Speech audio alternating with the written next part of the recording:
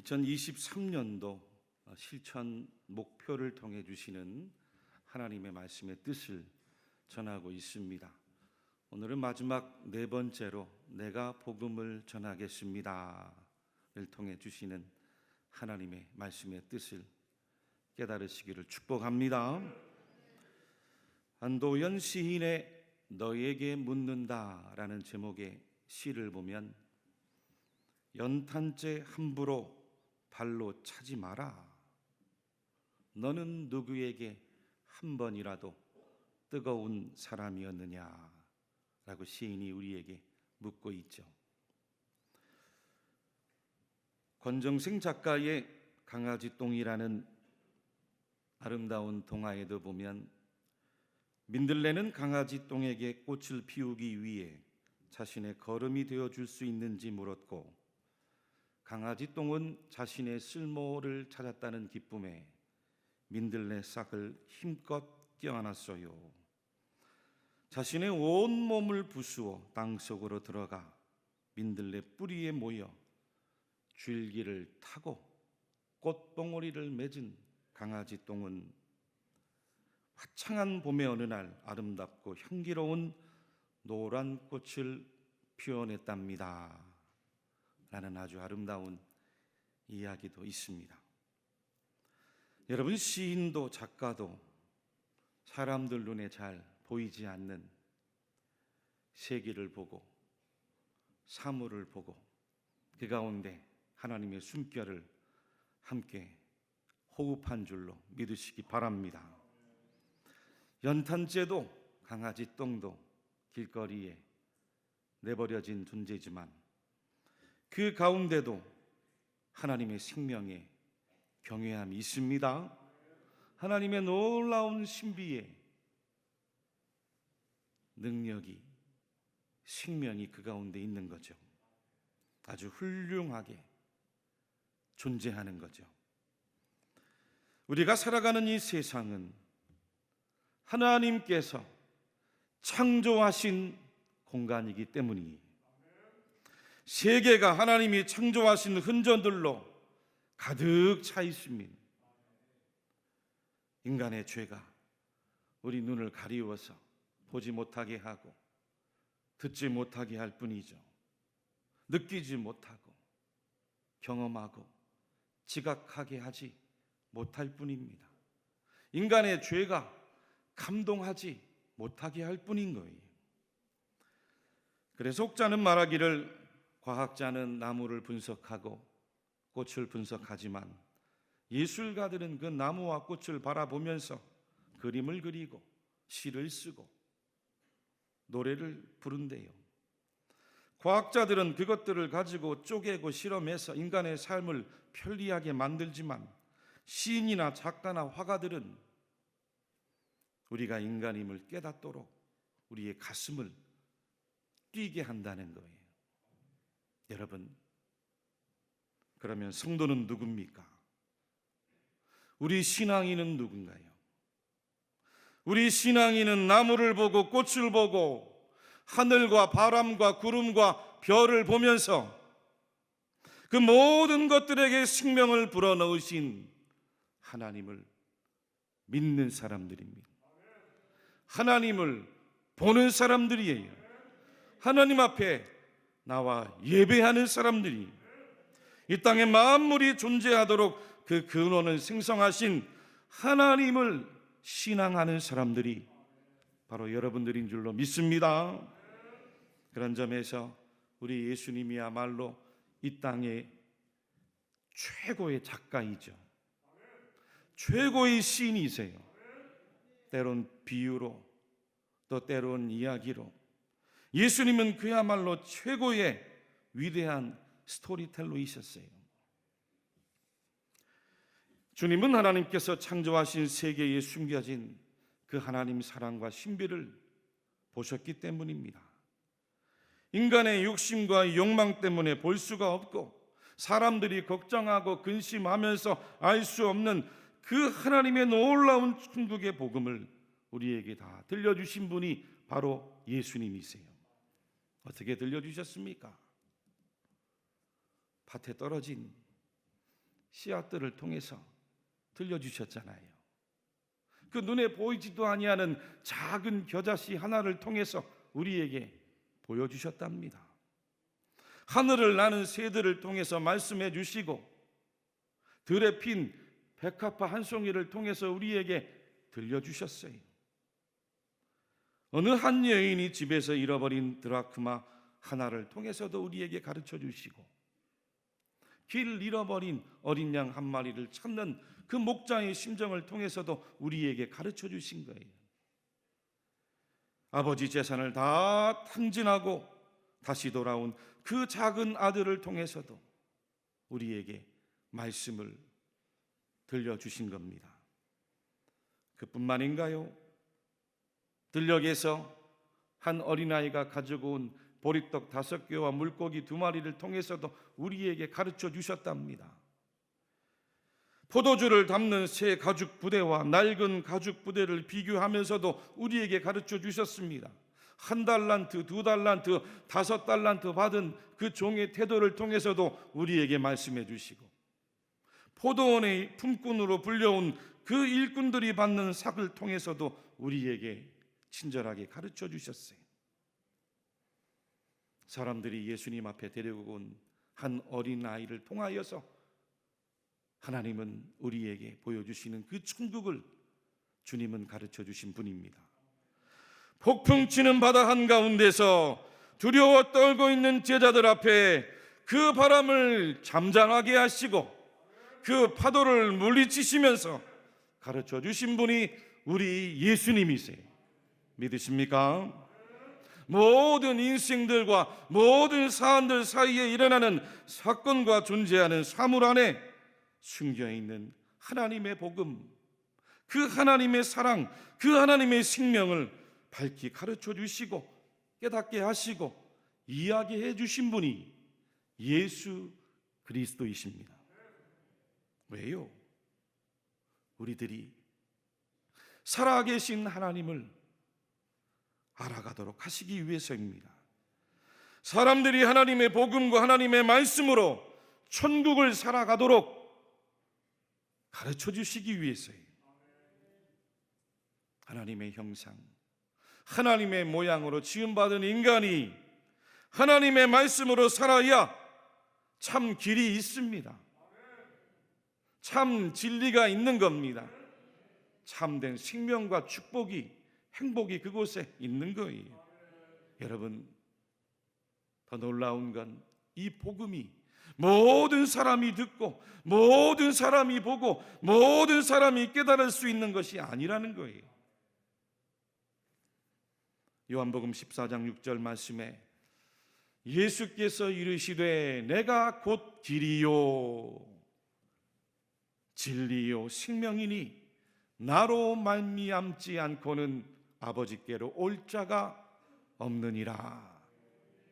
분명하게 말씀하세요. 사람이 떡으로만 살 것이 아니요 하나님의 입으로부터 나오는 모든 말씀으로 살 것이라 하였느니라 하시니.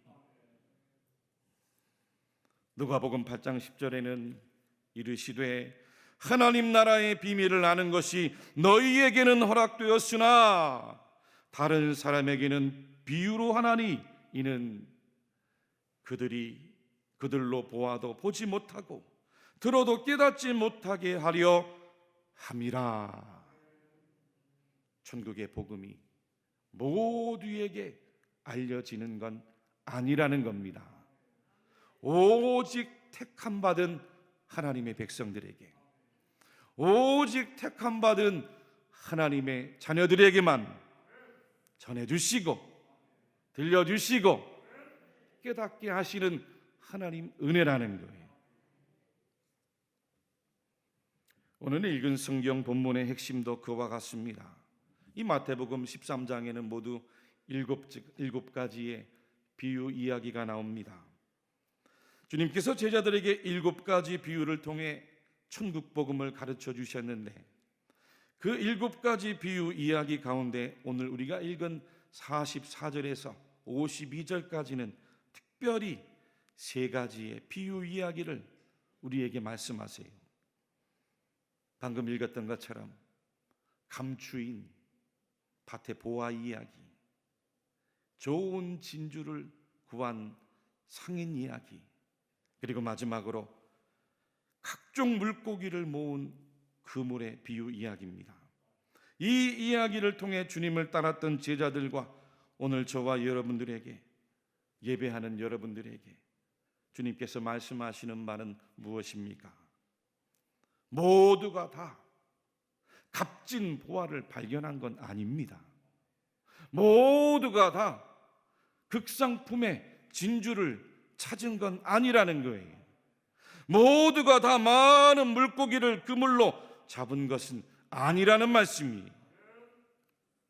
여러분, 지금도 믿고 싶어도 믿지 못하는 사람들이 이 땅에 얼마나 많아요?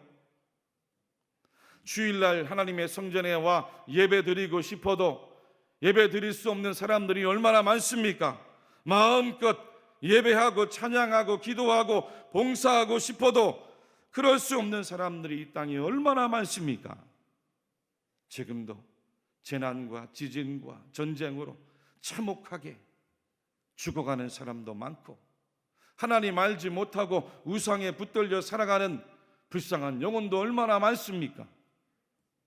저와 여러분들은 그 가운데서 특별한 은혜를 받은 사람들인 줄로 믿습니다. 많은 교회가 있지만 대구 칠곡교회 성도들로 이 아름다운 성전에서 아름다운 찬양을 드리며 하나님의 말씀을 받는다는 건 특별한 은혜를 입은 겁니다. 특별한 하나님의 선물을 받은 거예요. 유대 민족이 우리나라처럼 아주 끊임없는 외세의 침략으로 시달리던 민족이었습니다.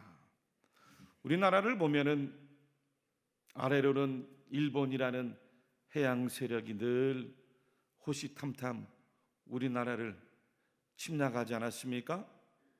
지도를 보면 또 북쪽에도 중국이라든지, 과거에는 소련이라고 그랬죠. 러시아와 같은 이 또 대륙 세력이 우리나라를 과거에 얼마나 괴롭히고 힘들게 했습니까? 해양 세력과 대륙 세력 사이에 끼어서 고난과 고통이 많은 나라가 우리나라 아닙니까? 이스라엘도 마찬가지. 지도를 보면 이스라엘 서쪽에는 지중해 바다가 있습니다. 그 지중해 바다를 늘 호시탐탐 노리는 거대한 해양 제국들이 딱 버티고 있고, 또 북쪽으로는 메소포타미아 문명을 이룬 여러 제국들이 끊임없이 이스라엘을 괴롭히는 거예요. 아래는 어때요? 나일강 문명을 이룬 애굽, 이집트가 늘 또 이스라엘을 괴롭혀온 거죠. 그 제국들 사이에서 정치 외교적인 격변의 시기 때마다 늘 긴장하고 늘 침략과 전쟁으로 얼룩진 나라가 바로 유대민족이었어요. 예수님 말씀 전해주실 당시만 해도 이 강력한 로마 제국이 로마 군대를 앞세워서 전 유럽을 휩쓸고 소아시아를 휩쓸고 이스라엘까지 내려와서 지금 로마 군대가 이스라엘을 정복하고 있는 형편이에요. 그러다 보니까 유대 사람들은 집안의 귀중한 보물을 남에게 빼앗기지 않으려고 종종 항아리에 넣어서 바깥에 밭에다가 땅을 파놓고 거기다가 숨겨놓는 거예요. 그러다가 가족이 전쟁통에 죽거나 포로로 잡혀가면 땅 주인이 바뀌게 되고 그 보물은 땅 속에 묻혀 있다가 가난한 소작 농민이 밭을 일구면서 우연하게 그 보물을 발견하고 얼마 없는 재산을 팔아 그 밭을 사는 경우가 종종 있었다고 합니다. 값진 진주를 구한 장사꾼 이야기도 마찬가지였습니다. 지금이야 인조 진주가 얼마나 많습니까? 그 과거 고대의 시대 천연 진주는 아주 비싸게 거래가 되었습니다.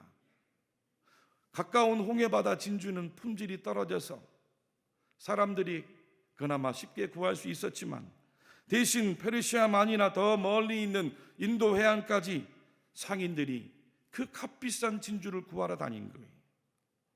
그러다가 우연히 최상의 진주를 한눈에 알아본 상인 입장에서는 남들보다 먼저 자기 재산을 팔아서라도 그 진주를 손에 넣는 거예요. 며칠 전 뉴스를 보니까 어느 할머니께서 야산에서 나무를 캐다가 흰 병을 발견했답니다. 집에 가지고 와서는 그 병에다가 참기름을 넣고 사용하시다가 직접 짠 참기름을 그 병에 넣어서 그 병에다 아마 시골 장터의 상인에게 1원에 팔았답니다. 물론 1920년대 일입니다만 그 참기름병이 일본으로 건너 갔다가 나중에 우리나라 골동품 수집가에 발견이 되고 지금은 조선시대 최고의 왕실 백자로 인정을 받고 우리나라 국보로 인정되었다는 이야기. 보화의 이야기도 진주의 이야기도 핵심은 남들이 몰랐던 걸 발견한 겁니다. 남들이 알 수 없고 볼 수 없던 그 매우 귀중한 가치를 발견한 거예요. 그리고 자기 재산과 시간과 인생을 다 투자해도 아깝지 않은 그 값어치를 소유한 겁니다. 그렇습니다. 주님께서 말씀해 주신 천국의 복음이 바로 그와 같다는 거예요. 할렐루야. 천국은 마치 밭에 감추인 보화와 같으니, 또 천국은 마치 좋은 진주를 구하는 장사와 같으니, 또 천국은 마치 바다에 치고 각종 물고기를 모는 그물과 같으니 그 물에 가득함에 물가로 끌어내고 앉아서 좋은 것은 그릇에 담고 못된 것은 내버리느니라. 천국은 사람이 만일 온 천하를 얻고도 제 목숨을 잃으면 무엇이 유익하리요? 사람이 무엇을 주고 제 목숨과 바꾸겠느냐? 주님이 우리에게 말씀하시는 천국 복음의 이야기입니다. 여러분, 세상에 아무리 좋은 것들이 많아도 하나님의 나라, 그 천국과 비교할 수 있겠습니까? 세상의 그 무엇과도 비교할 수 없는 그 하나님의 나라, 그 하늘 천국의 보화가 바로 예수 그리스도 복음 안에 있는 줄로 믿으시기 바랍니다. 골로새서 2장 말씀에도 하나님의 비밀인 그리스도를 깨닫게 하려 함이니 그 안에는 지혜와 지식의 모든 보화가 감추어져 있느니라 말씀하고 있어요.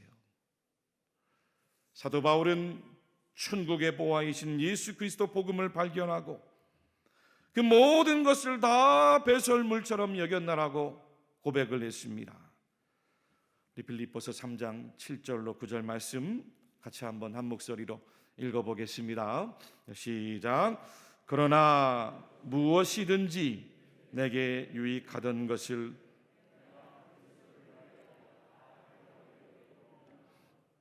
또한 모든 것을 해로 여김은 가장 고상하기 때문이라. 내가 그를 위하여 모든 것을 잃어버리고 배설물로 여김은 그리스도를 얻고 그 안에서 발견되려 함이니. 아멘. 그렇습니다.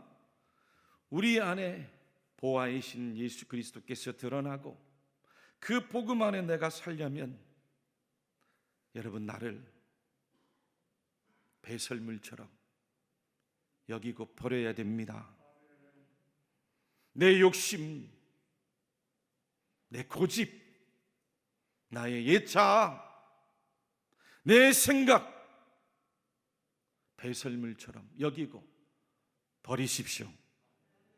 내 자존심도 버리세요.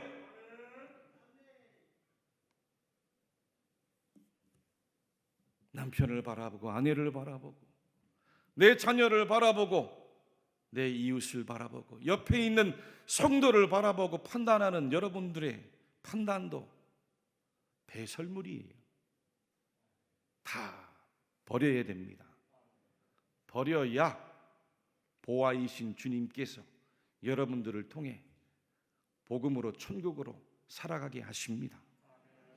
그렇게 나를 버리지 않으면 예수님 믿고 구원은 받을지 몰라도 천국의 보화를 절대로 경험할 수 없습니다.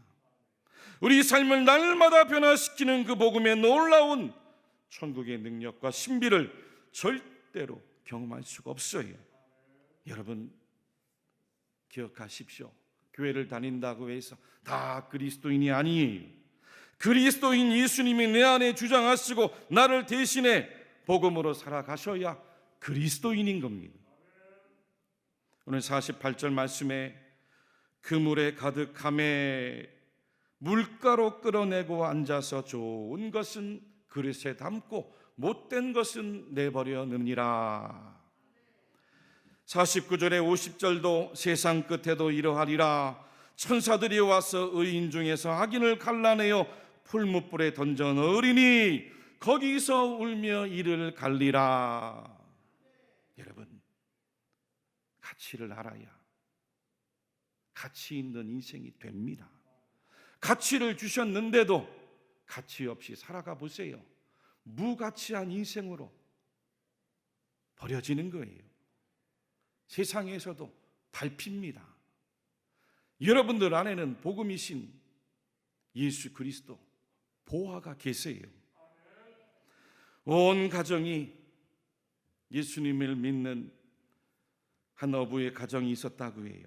어느 날 남편이 여느 때와 다름없이 바닷가로 나가 물고기를 잡으러 배를 탔답니다.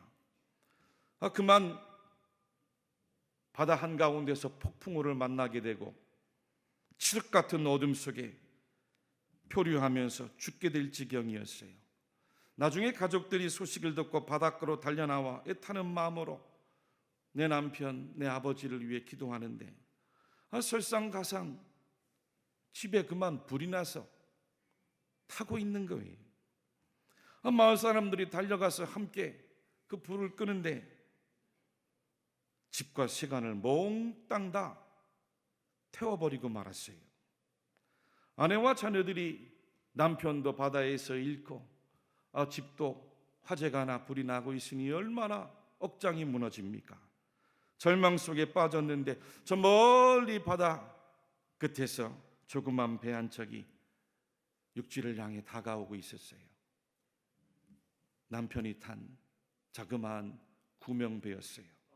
너무 기쁜 나머지 가족들이 서로 얼싸안고 눈물을 흘리면서 아내가 말을 했습니다. 여보, 무사히 돌아와서 너무 기뻐요. 그런데 이 일을 어쩌지요? 집에 불이 나서 다 타고 말았어요. 아내 말을 듣던 남편이 여보, 나는 폭풍우를 만나 길을 잃었어. 그 깜깜한 밤바다에 이제 죽는구나 싶었는데 저 멀리서 작은 불빛이 보였구려. 그 불빛이 육지에서 비추는 것 같아 그 불빛을 향해서 사력을 다해 노를 젓고 살아오게 되었어. 그 불빛이 우리 집이 불타며 비치는 빛이었구려. 사랑하는 교회 여러분들, 오늘 주님께서 말씀하신 마지막 51절과 52절에 다음과 같이 우리에게 교훈하고 계십니다. 우리 말씀을 같이 한번 함께 읽어보겠습니다. 이 모든 것을 깨달았느냐 하시니 대답하되 그러하오이다. 예수께서 이르시되 그러므로 천국의 제자된 서기관마다 마치 새 것과 옛 것을 그 곳간에서 내오는 집주인과 같으니라. 천국의 보화인 예수님 모시고 살아가는 성도들이 복음적 존재로 살아가기 위해서 내가 죽어야 됩니다. 나를 버려야 되는 거예요. 나를 그 복음의 불빛으로 태워야 되는 거예요. 그래야 집주인이 집안의 곳간에 들어가 언제든 새 것과 옛 것을 꺼내올 수가 있는 겁니다. 천국 곳간에서 구약의 복된 말씀, 신약의 복된 말씀을 꺼내어서 복음 전하는 제자들로, 예수님 소개하는 성도들로 살아갈 수가 있다는 이야기예요. 하나님은 여러분 한 사람 한 사람을 천국의 보화인 예수 그리스도를 복음의 등불로 비치는 자들로 이 세상에서 불러내주신 줄로 믿으십시오. 여러분들은 특권을 받은 사람들입니다. 은혜를 받은 사람들이에요. 보화를 발견한 사람입니다. 진주를 구한 사람들입니다. 예수님 때문에 이 땅에 빛이 되고 소금이 된 존재들입니다.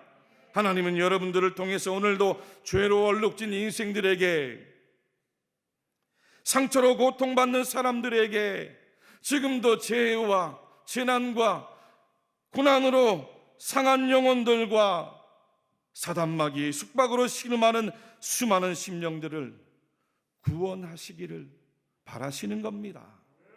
할렐루야. 내가 먼저 그들에게 다가가 인사하는 성도들이 되시기를 축복합니다. 내가 먼저 그들에게 다가가 섬기고 순종해서 복음 전하는 성도들로 살아가시기를 축복합니다. 그래서 여러분들을 통해 여러분들의 가정에 천국이 임하고, 여러분들의 일터와 직장에 천국이 임하고, 여러분들이 만나는 이웃과 모든 이들이 예수님을 만나고 천국이 임하는 축복이 가득하기를 바랍니다. 우리 대구 칠곡교회가 날마다 천국이 임하는 놀라운 은혜와 축복이 함께 하시기를 주님의 이름으로 간절히 축원합니다.